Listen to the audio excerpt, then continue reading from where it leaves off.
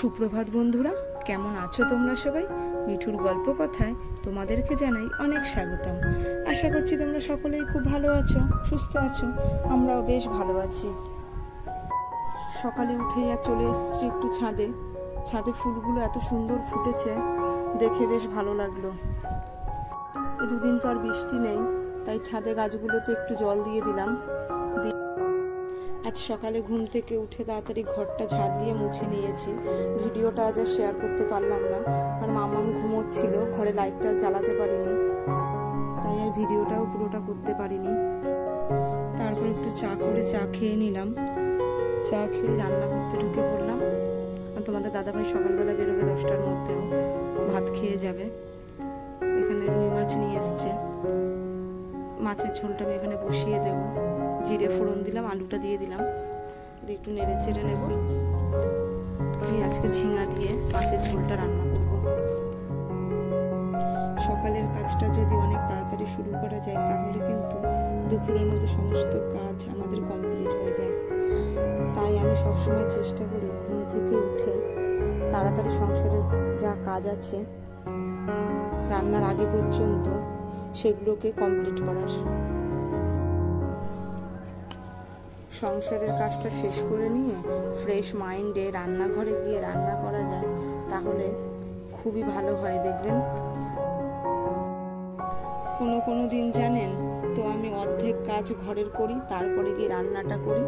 এভাবে মিলিয়ে মিশিয়ে করি, যেহেতু আমার একটা ছোট্ট মেয়ে আছে, তার পিছনে টাইম দিতে হয়,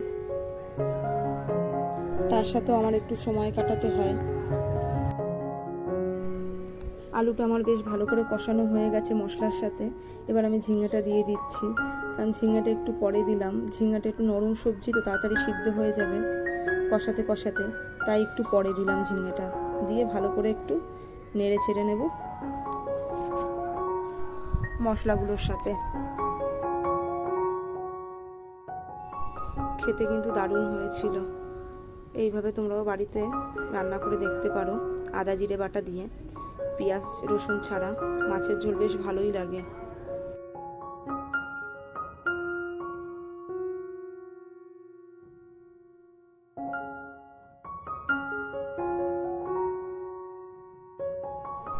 আর একাটি লাল শাক নিয়ে এসেছিল তোমাদের দাদা ভাই, সেই লাল শাকটা একটু রসুন ফোড়ন দিয়ে দুটো কাঁচা লঙ্কা দিয়ে বসিয়ে দিলাম।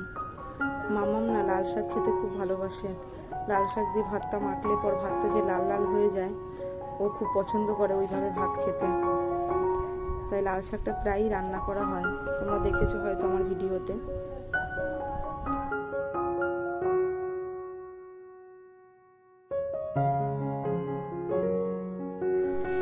মামামের তো শরীরটা ভালো ছিল না, তাই এক সপ্তাহ ওকে স্কুলে পাঠাইনি, বাড়িতেই ছিল। ওষুধগুলো ওকে একটু টাইম মতো আমাকে খাওয়াতে হচ্ছিল। বাড়িতে থাকার কারণে দেখছি ওকে টিভি দেখতো, ফোন দেখতো, ও দেখছি যেন জিদটা খুব বেড়ে গেছে। এইটা দাও সেইটা দাও বায়না করছে, আর খুব জিদ দেখাচ্ছে, না দিলেই কান্নাকাটি করছে, চিৎকার করছে।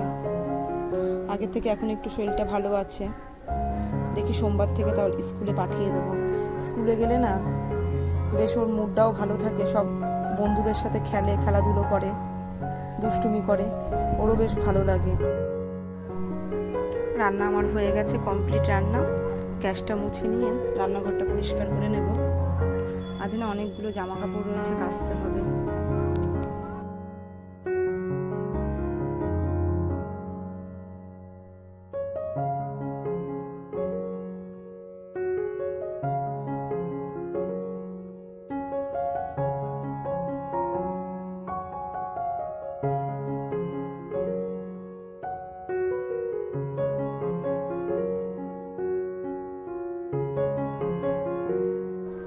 মামাম যত বড় হচ্ছে, জামা কাপড় কাচার পরিমাণ যেন আমার তত বেড়ে যাচ্ছে।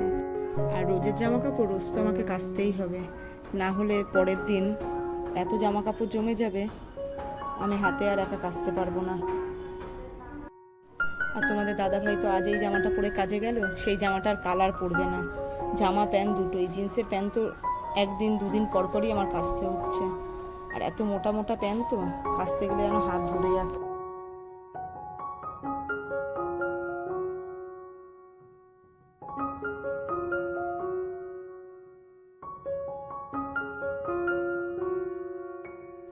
জামা কাপড়গুলো কেচে নিয়ে আমি স্নানটা করে নেব। মামামকে স্নান করানো হয়ে গেছে, মামামকে স্নান করিয়ে ঘরে টিভি চালিয়ে দিয়ে এসেছি, ও বসে কার্টুন দেখছে।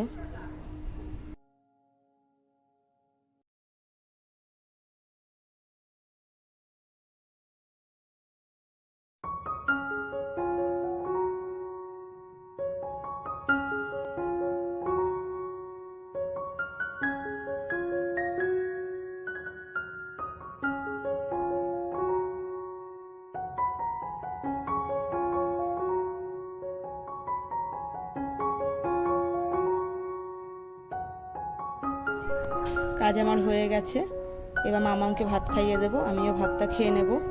তবে আজকের ভিডিওটা এখানেই শেষ করব। আবার দেখা হবে নতুন একটা ভিডিও নিয়ে। ততক্ষণের জন্য সুস্থ থাকবেন, ভালো থাকবেন, টাটা।